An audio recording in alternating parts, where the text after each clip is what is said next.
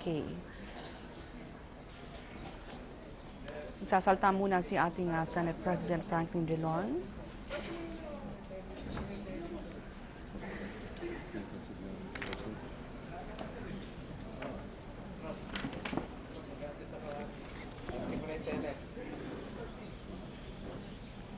On the part of the Senate, the joint session is called to order. On the part of the House of Representatives, the joint session is called to order.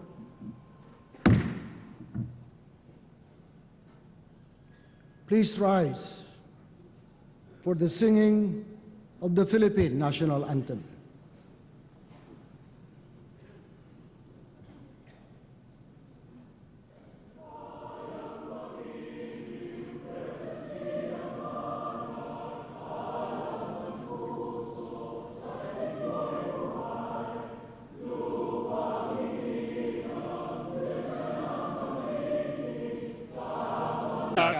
Pagkalooban mo sa paghihikahos ang karamihan sa aming mamamayan.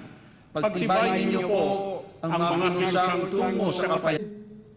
Gloria Macapagal Arroyo, President of the Republic of the Philippines.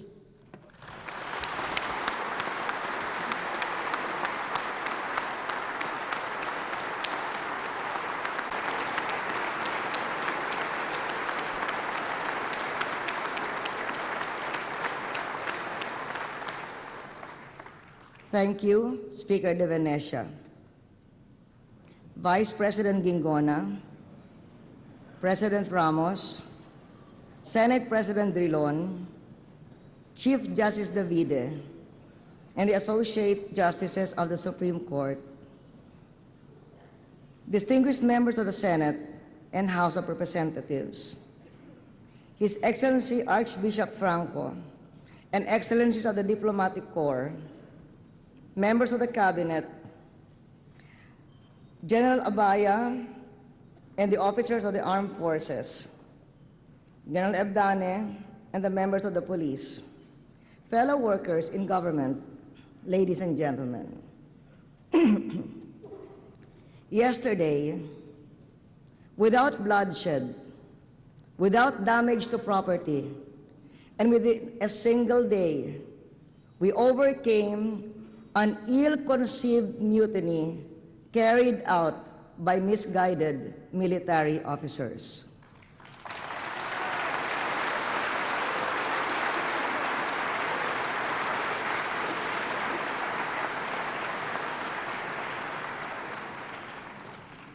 Such actions are deplorable and will be met with the full force of the law.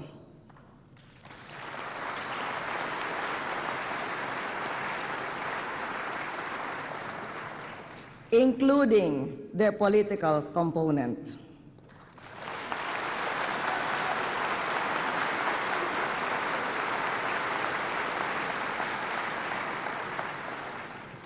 Yet, they signal an underlying problem that we must address. I am constituting an independent commission to investigate the roots of the mutiny and the provocations that inspired it.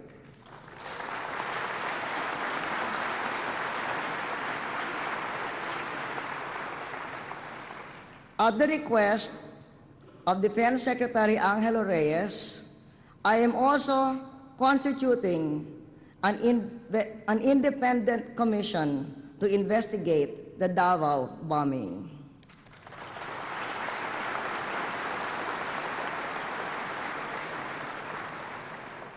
These will be matched by a PNP reform commission.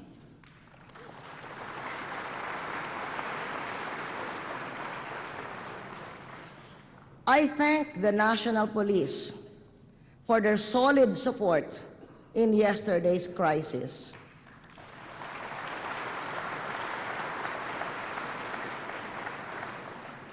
And I am sure they themselves welcome a comprehensive reform that will cure the organization, not only of the failures of the scale of the Algozi escape, but also the daily devils that are the cotton cops. By now, we should be at peace in the South, at peace in the countryside, safe in our homes, and secure in our communities. But we remain at war against terrorism, at war against corruption, at war against disease, at war against drugs, the greatest menace facing our country today. The last 5 weeks, we have struck a major blow against the drug menace, 8 billion pesos in 5 weeks. It is a pity that a few days later, after the penultimate success against the drug menace, we should find ourselves at war against stabilizers. We cannot stay divided with so much we need to do together. I address myself not only to the joint houses here assembled, but to the nation at large. I need you. We need each other.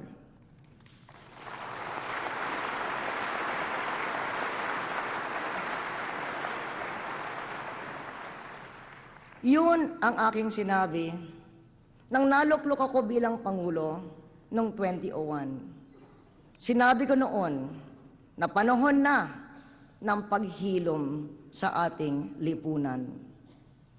At sa aking unang State of the Nation address, pinagdiinan ko ang mga batayang hangarin ng karaniwang Pilipino. Trabaho, pagkain sa bawat mesa, tahanan, edukasyon. I gave my targets. I'm submitting to the Congress and to the nation a technical report of my government's performance.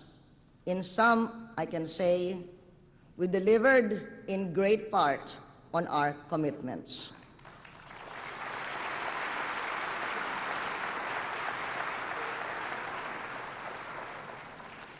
Hindi lumampas ang 2 buwan pagkatapos noong State of the Nation address. Noong 9/11, nagbago ang mundo. Sa mga batayang hangaring trabaho, pagkain sa bawat mesa, tahanan at edukasyon, ating idinagdag ang kapayapaan. Ngunit dahil hindi pa matatag ang ating republika, hindi pa natin maaasahan na kung ang isang Pangulo ay mag-uutos parang isang presidente ng isang korporasyon, ay maiintindihan at susunod kaagad ang mga institusyon at burokrasya. In a nation whose institutions are still fragile, a leader cannot run a developing country like a corporation. For the practical purposes of most people, government exists to provide jobs, homes, education, peace, food on every table.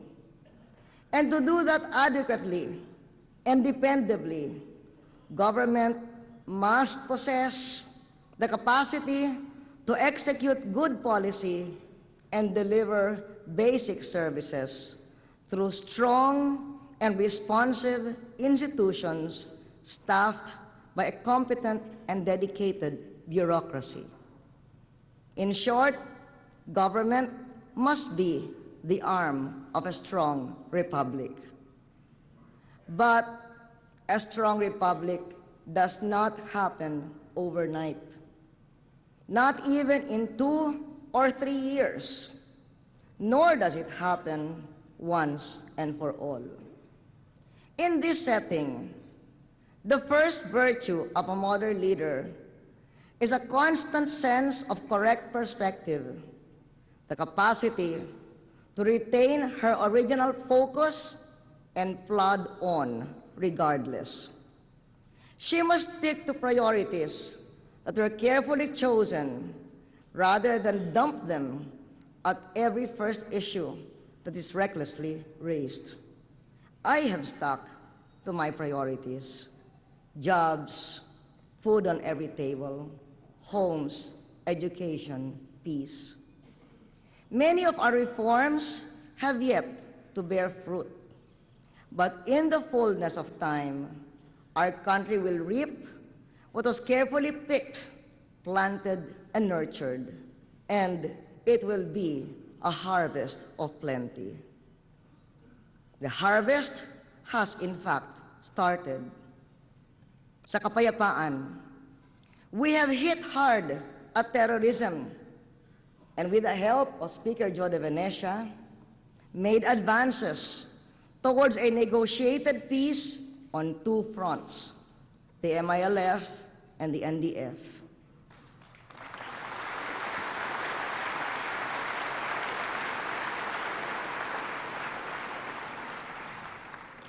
Sa susunod na linggo, magsisimula na ang pag-uusap ng peace panels ng gobyerno at MILF tungo sa isang panghuling kasunduang pangkapayapaan.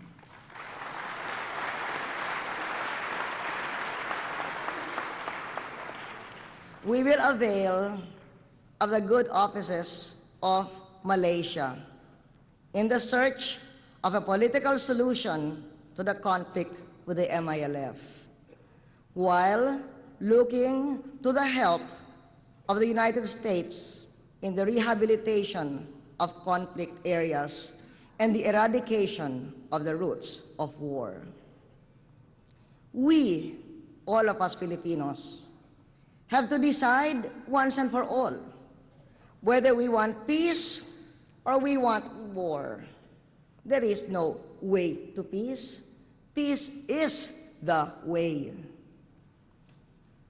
Subalit, kung ipagpipilitan na ilamang kaaway ng ating republika ang digmaan, wala akong magagawa kung hindi tapatan sila upang ipagtanggol ang ating mga kababayan.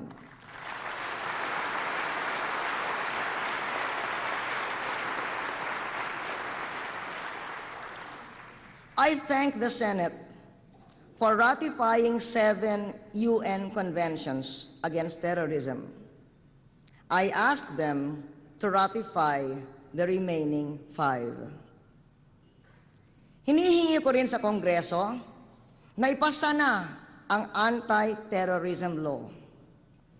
At isama rito ang pagpataw na mabigat na parusa sa kapabayaan sa pangangalaga ng mga pinaghihinalang terorista.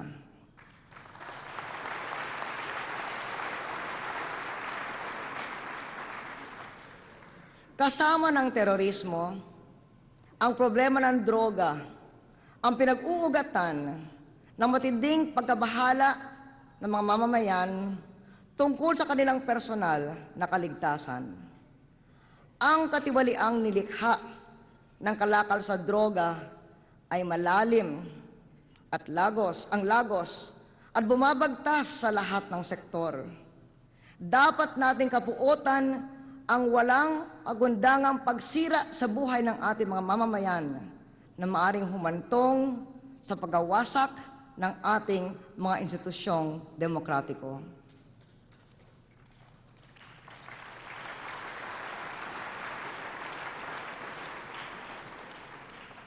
Kapag nakakausap ko ang mga magulang ng mga drug addict, nawawasak ang aking puso. Ngunit lalong tumitibay ang loob ko na tama ang aking desisyong itaas ang antas ng ating paglaban sa bawal na gamot.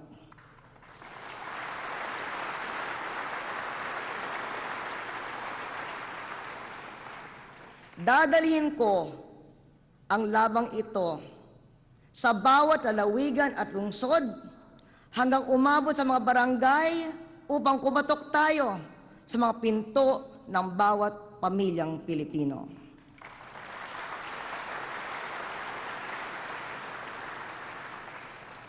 This is one fight I'm taking everywhere if we have to knock on every door.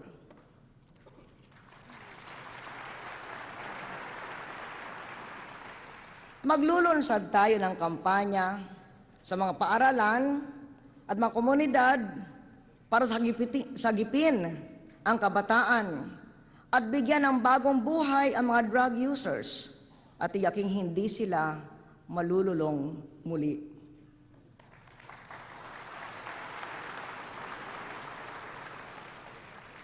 Pipigain natin ang supply sa kalye sa parang kahit na ang masalapi ay mahihirapang sustentuhan ang kanilang bisyo. Pipilayin natin ang operasyon ng mga drug lords at ng kanilang mga padrino sa mga pasilyo ng kapangyarihan.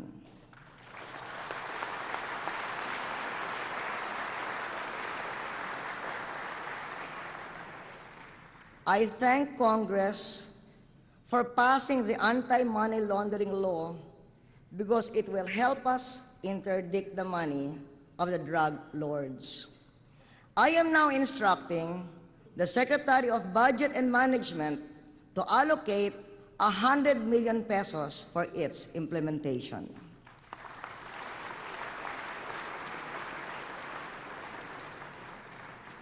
Ito ang ating laban at tayo ay magtatagumpay.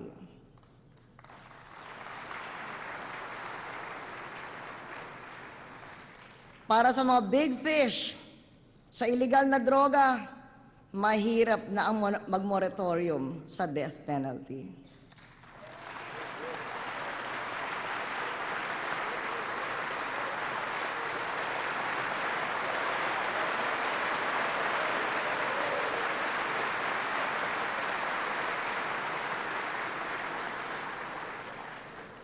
Ngunit, sa ibang bagay, pro-life pa rin ako.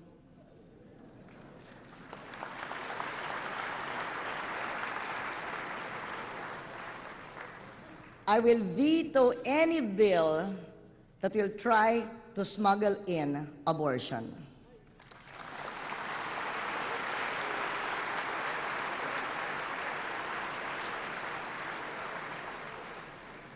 Tungkol sa edukasyon, in 2001, I said that our English literacy gives us a competitive edge in ICT. I also said that to prepare the youth to be the next generation of knowledge workers, we will upgrade math and science teaching in basic education. Kaya, dinagdagan natin ang oras para sa math at English at pinag-ubayo ang laman ng science sa bagong curriculum.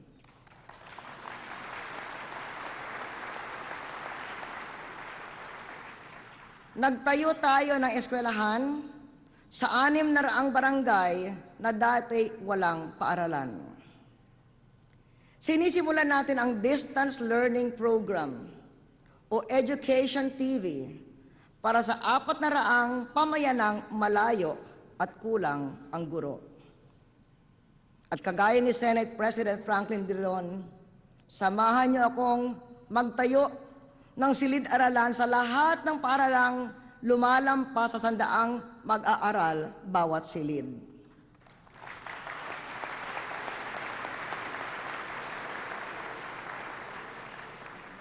In that way, we can once and for all close the perennial school building gap. Tungkol sa tirahan, tayo ay nakapagtayo ng higit 100,000 bahay para sa mga maralita at halos 200,000 para sa manggagawa. Binigyan din natin ng katiyakan sa lupang tinitirikan ang halos 300,000 mahihirap na pamilya. Pinagtibay natin ang ancestral domain na makatutubo sa halos 2,000 ektarya ng lupain. Tungkol sa pagkain sa bawat mesa, Self-rated hunger, according to the surveys, has gone down to 6.6% compared to 12.7% just before I became president.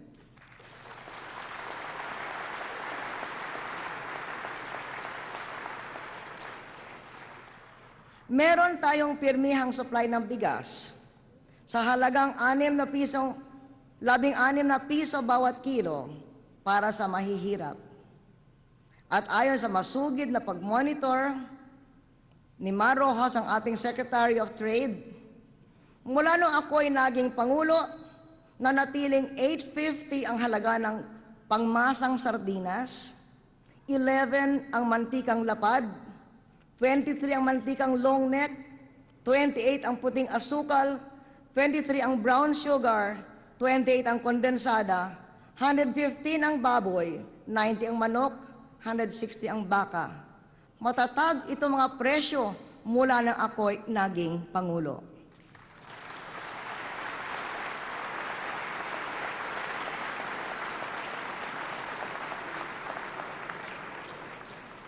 Dahil dito, ngayon pinakamababa ang ating inflation rate sa loob ng 20 taon.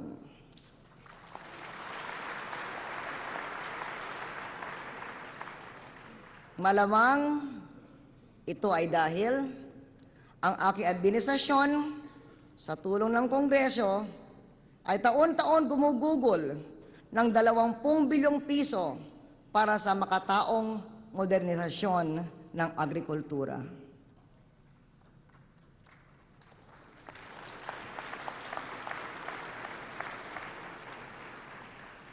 Namahagi tayo ng halos kalahating libong ektarya sa ilalim ng reforma sa lupa.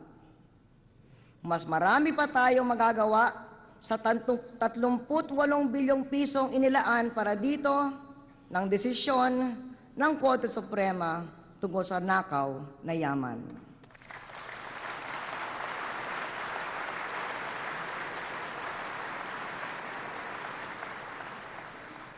I congratulate the Supreme Court for finally granting what has taken much too long to materialize, authorizing the allocation and use of private loot for laudable public purposes.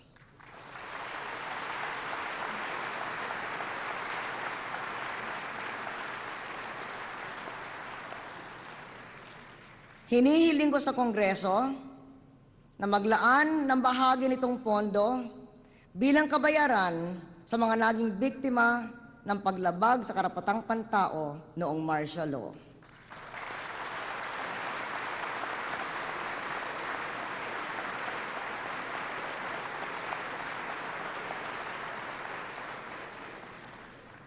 Mas malaki rin ang matutulong ng gobyerno sa mga magsasaka ng niyog ngayon na naresolba na pabor sa magsasaka ang kaso ng Coco Levy.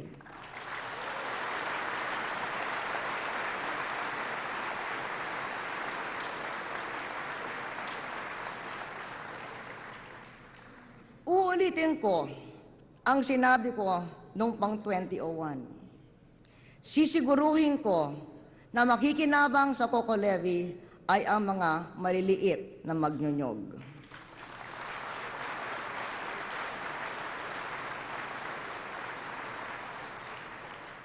Hindi ko silang pababayaang madehado.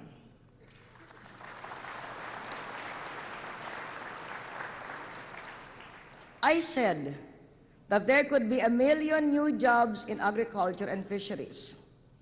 We have provided more than half of that number, 2/3 into my term. Ngunit upang mabuo ang 1 milyon, kailangan isabatas natin ang panukalang gamitin ang bukirin bilang kolateral sa utang para lumawak ang daan sa rural credit at capital.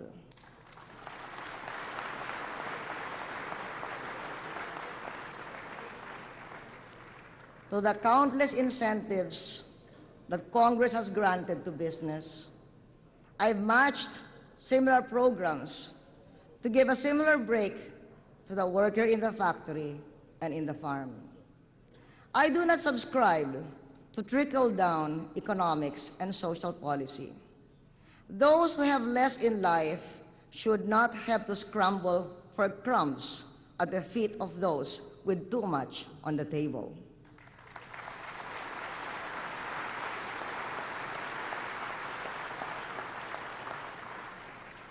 Bilang pakikipag-ugnayan sa mga pinakamahirap ng ating bansa, hinggil sa pinakamalubhang mga problema natin, dinalaw ko ang mga di kilalang barangay. Nawasak ang aking puso nang narinig kong namatay ang Kalisaan quadruplets. Lalo na kumbinsi akong ibayuhin ang mga serbisyong pangkalusugan, gaya ng mabuti nating paglaban sa SARS. Ngayon, ang mga gamot na madalas gamitin na mahihirap ay nabibili sa kalahating presyo sa mga ospital ng gobyerno. Sa PhilHealth Insurance naman, bago ako naging Pangulo, 1.2 milyong maralita ang sakop. Ngayon, halos 7 milyon na.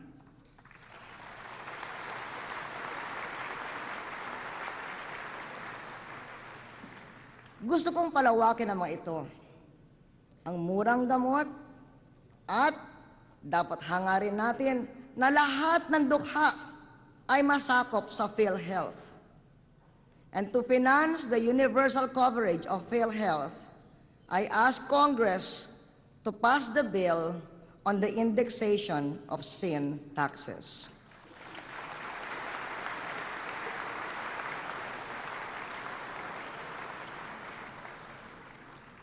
Tungkol sa trabaho, sinabi ko noong 2001 na upang dumami ang trabaho, kailangan isaayos ang klima para sa pamumuhunan.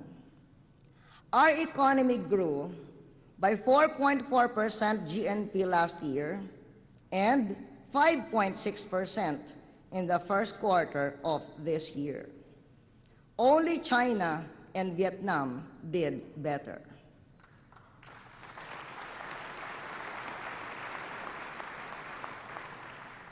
Ang kahirapan ay unti-unting nagagapit.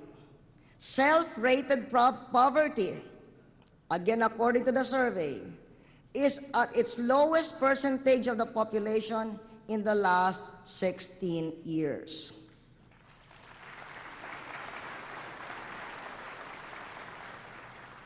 Foreign investments rose 26% in the first quarter compared to the same period last year.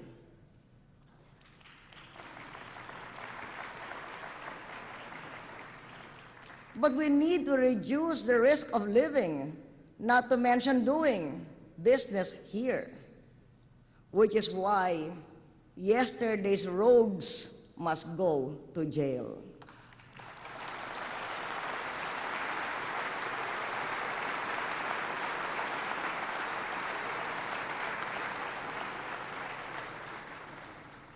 We can reduce business costs by providing basic infrastructure, roads, transport, and a more efficient and rationalized power sector.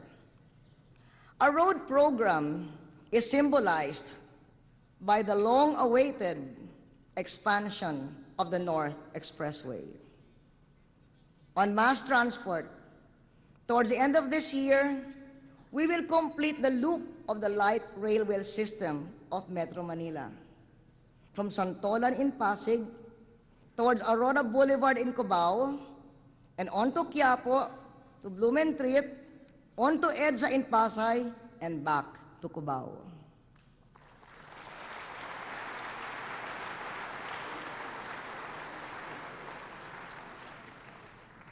Hindi tumaas ang pasahe mula nung una kong State of the Nation address. Kaya mga jeepney drivers, nagpapasalamat ako, hindi ko kayo pababayaan.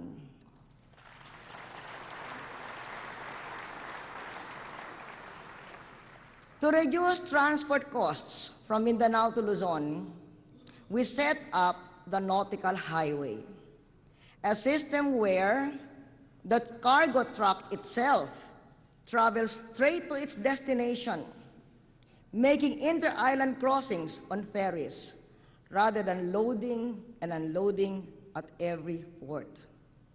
This has reduced by 30% the transport cost of products from Mindanao, like copra, rice, corn, and vegetables.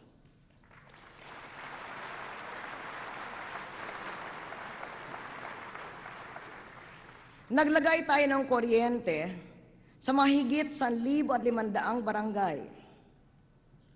While in Metro Manila, a consumer using 100 kilowatt hours paid 526 pesos and 48 centavos last May.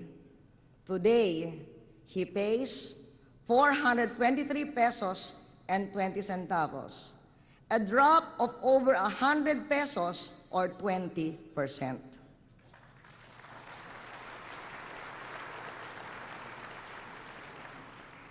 His case is one of almost 2 million households benefiting from the Lifeline Rate Program of the Energy Regulatory Commission. Another 119 electric cooperative franchise areas will also soon reduce their rates under the Loan Condonation Program of the Electric Power Reform Act that you, Congress, passed in 2001.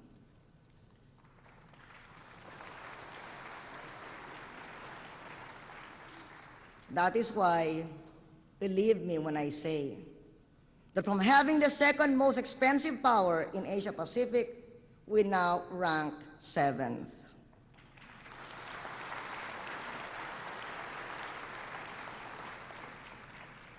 But we will need 6,000 megawatts more of power over the next 10 years. That is why we need to pass the Transco bill.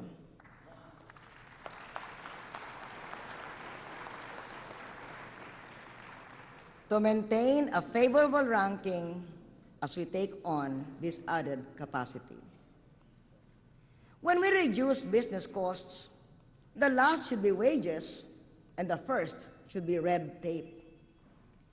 Kaya nagsasagawa ako ng sorpresang pagbisita sa mga tanggapan ng gobyerno upang pasiglain ang talagang nagsisikap at gisingin kung sino ang natutulog sa trabaho.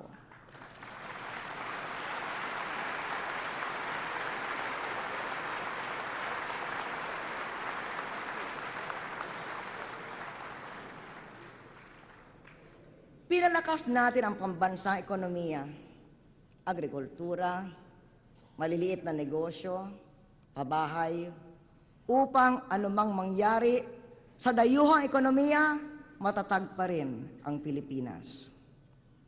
Naglaan tayo ng 10 bilyong piso para sa murang pautang sa maliliit na negosyo. Nagamit na ito lahat, kaya dadagdagan muli natin ng higit pa sa 10 bilyong piso.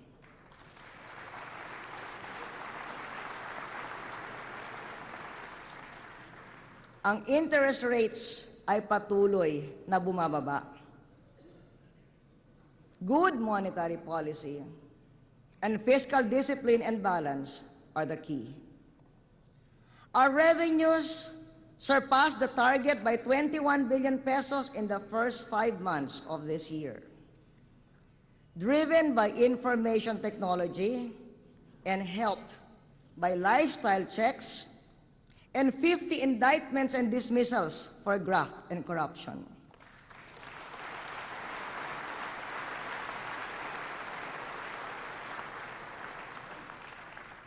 Thus, we held the budget in check at 22% below ceiling. I thank Congress for passing our e-procurement law because it helps us hold down expenditures. Now I ask Congress to complete the passage of the bills on excise tax rationalization and the National Revenue Authority. But we must reduce corruption not only among appointive, but also among elective officials.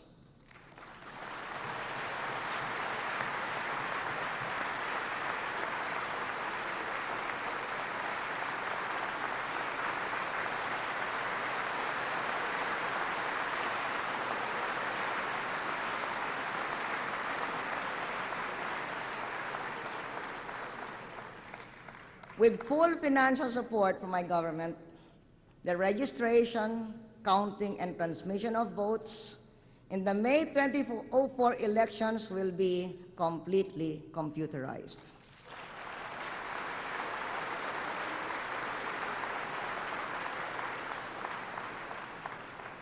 Now, I ask Congress to institute reforms in campaign finance to level the playing field and widen the choice of the electorate for worthy candidates.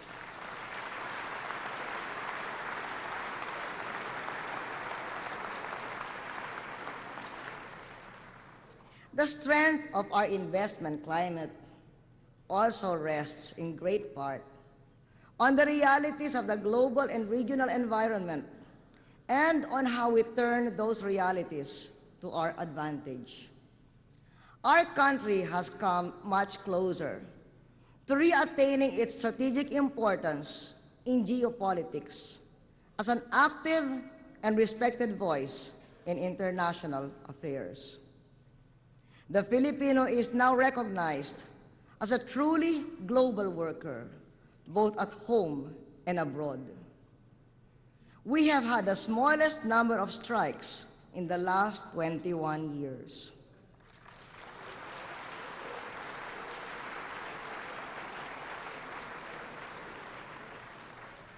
Increasingly, the Philippines is being recognized as an ideal site for critical operations requiring a high-quality, English-educated workforce.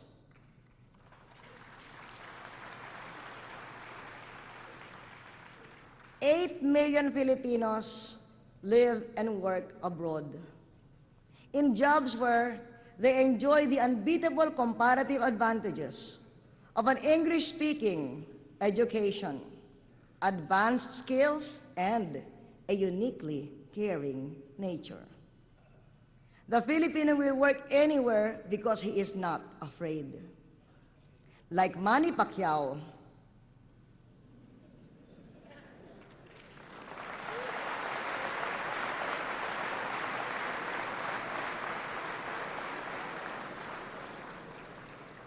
given the chance to compete, he will take it and he will win.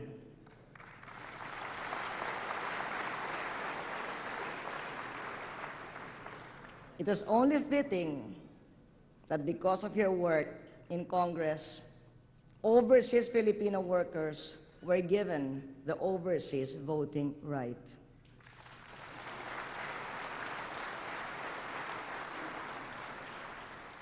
It was also fitting that I put in a new perspective on our relations with the United States, where 3 million Filipinos live and where I made a visit as their only state visitor for the year.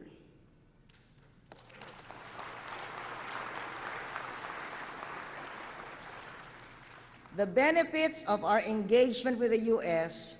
vastly outweigh any concerns about sovereign subordination.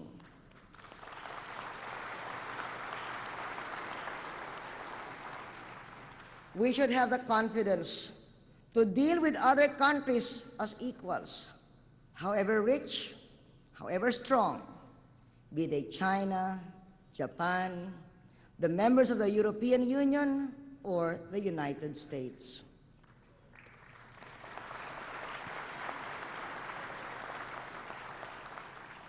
We have reached out to good friends and neighbors, such as Prime Minister Mahathir of Malaysia and President Megawati of Indonesia, with a message that we must work together, especially where democracy and security are concerned. Ang Panguluhan ay laging nahaharap sa mabibigat na suliranin. Terrorism, drugs, SARS, OFWs, Mindanao, poverty, corruption, investments, destabilization. These come to mind as we review the crises and opportunities of the past year. They sum up the problems we faced and the extraordinary responses that we made, surprising even ourselves and reviving faith in our future. Barangay Bacante, Alcala, Pangasinan. Got the SARS, took the hit, fought on, and valiantly overcame the crisis.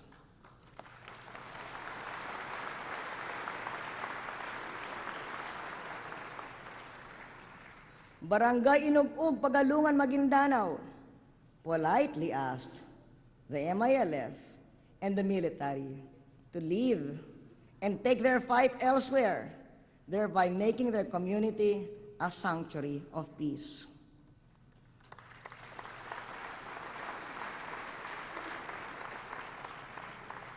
Si Sani ayaw, umayaw sa gera at naging community organizer kahit na siya ay naging MNLF sa edad ng 12 at kahit na naging mujahidin siya sa loob ng 27 taon.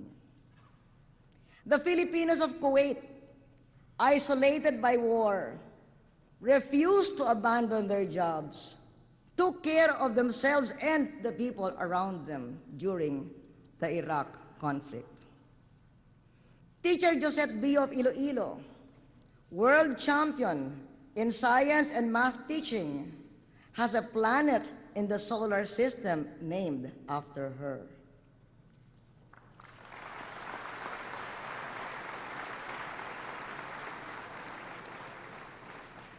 Luz Losada, 72 years old, ng San Isidro, Davao del Sur. Hinirang na natatanging magsasaka. She is the image model of hybrid rice technology, the symbol of our agricultural modernization.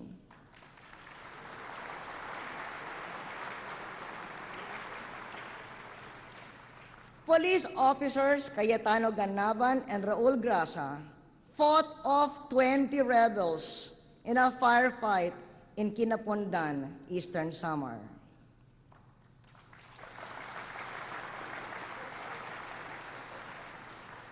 Police Colonel Boise Rosales, kilabot ng mga drug lords, tumanggi sa suhol na 35 million pesos.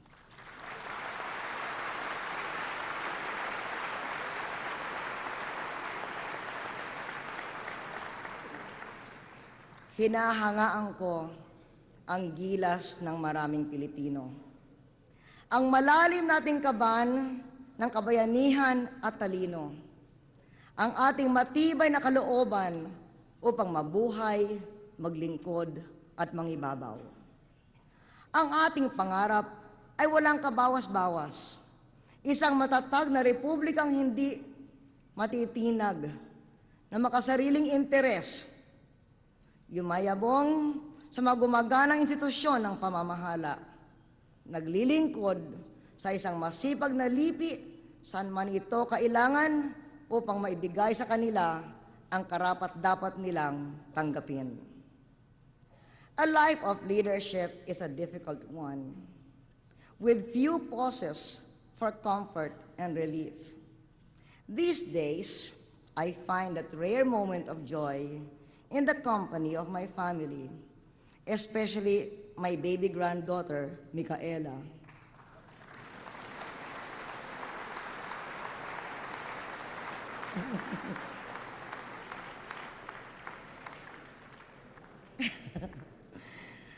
Just as I will do everything to make sure that the future will be kind to Micaela and her generation, so must we all strive to turn our fears into a resolve to do right, not just by ourselves, but by our children and grandchildren.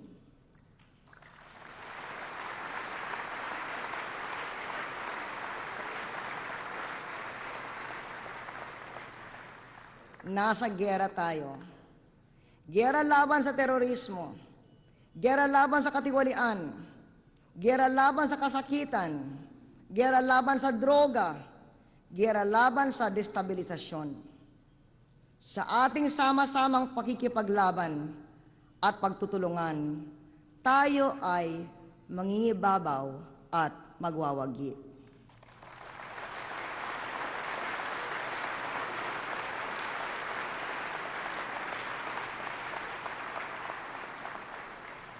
No agtutunos tayo nga agtrabaho, agbalaygi tayo.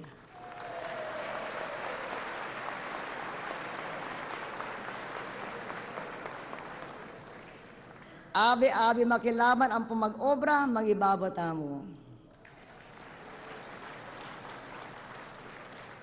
Sa atong panagusa, sa pagtrabaho o pagbuntog sa makaaway, walumpos gyud kita.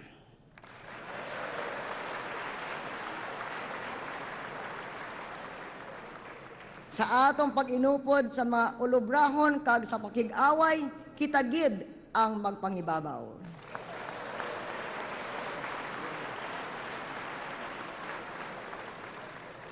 Kasianawan ng Diyos ang Pilipinas. Maraming salamat sa inyong lahat.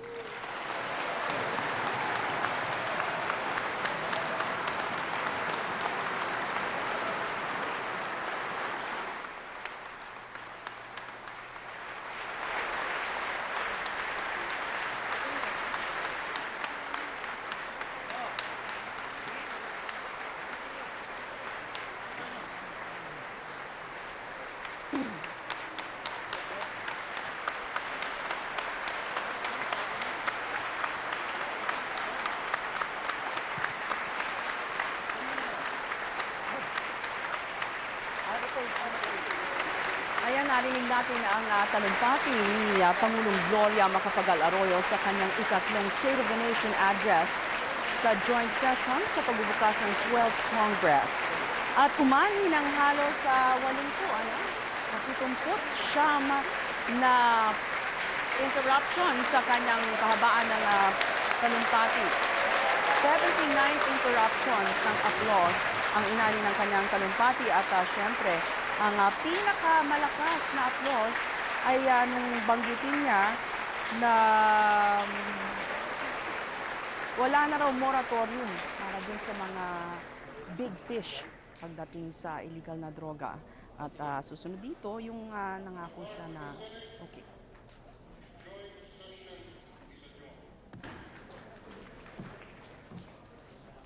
On the part of the House of Representatives, the joint session is adjourned. Okay, so tinapos nga ni Senate President Franklin Drilon at House Speaker Jose De Venecia, adjourn na po ang joint session. At kagaya ng aking nabanggit kanina ay umani nga ng napakalakas na palakpakan nung sinabi ng Pangulong Arroyo ang tungkol sa reduction daw ng corruption, di lamang para sa mga appointed posts ng gobyerno, kundi pati na rin doon sa mga elective posts. Dahil nga, di ba, isang araw or a few days before ay may lumabas tayong mga ulat tungkol sa corruption sa BIR. Siguro ito ho ang kanyang tinutugunan dun sa kanyang pagsabi ng reduction in corruption. Umani rin ang malakas na applause nung sinabi ni Pangulong Arroyo, ginawa niyang ehemplo, itong boxing champion na si Manny Pacquiao. At sinabi nga niya na dapat tayong lahat gamitin natin ang pagkakataon para manalo. Patuloy niya ipagtatanggol ang ating bansa.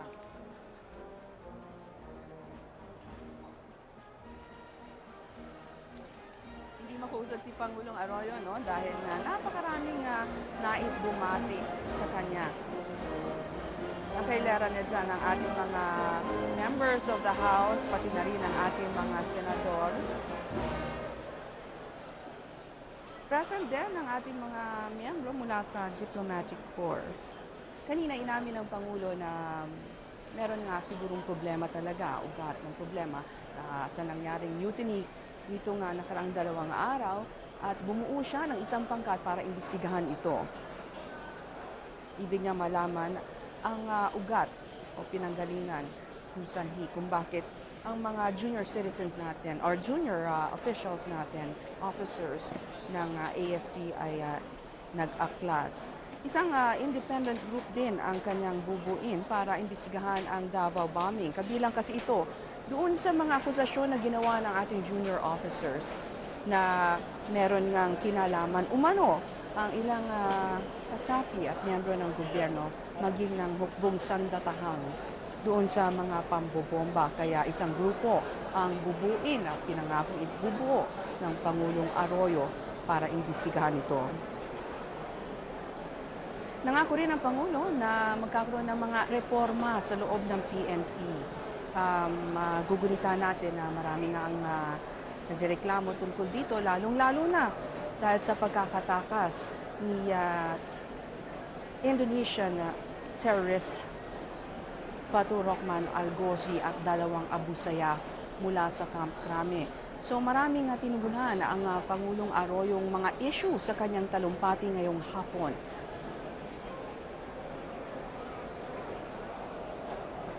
Maraming babala ang ginawa ng Pangulo, no?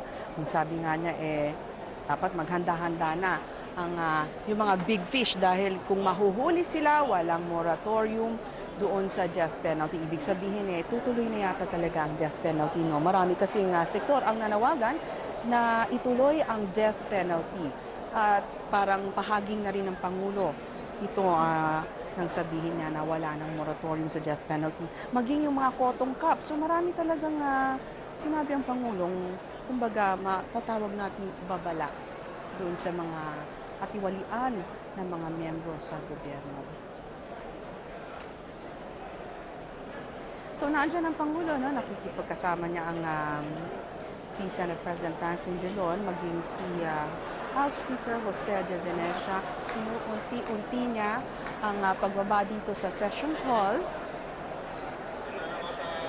Maraming well-wishers dito sa ating Pangulo, lalong-lalo na dun sa tagumpay na nangyari kahapon sa Oakwood.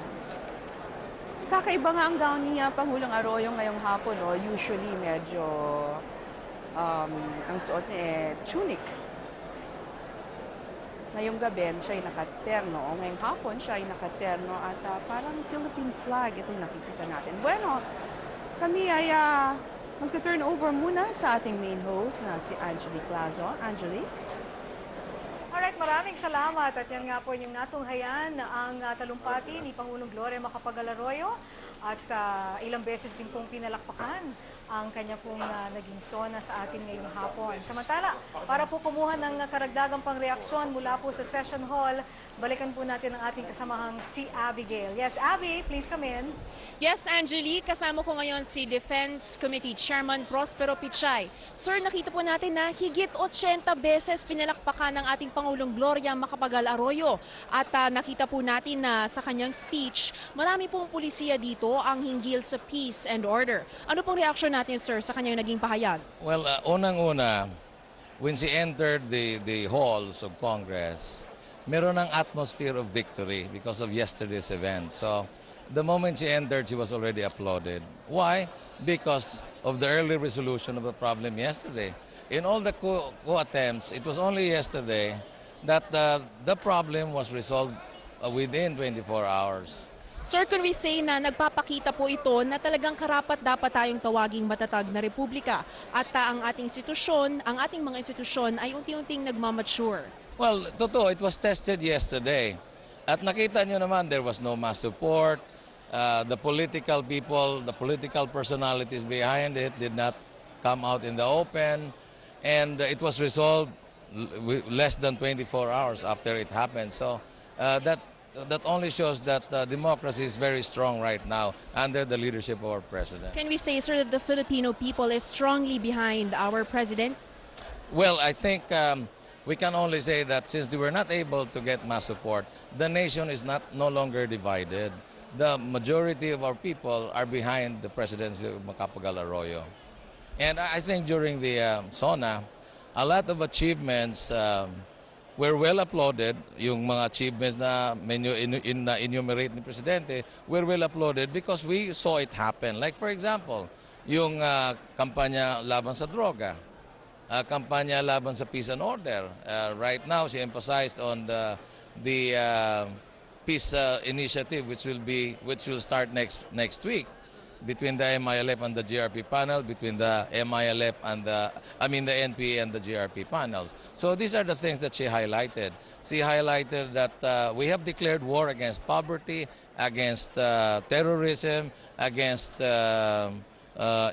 people who are trying to instill instability, and we have triumphed in all this field.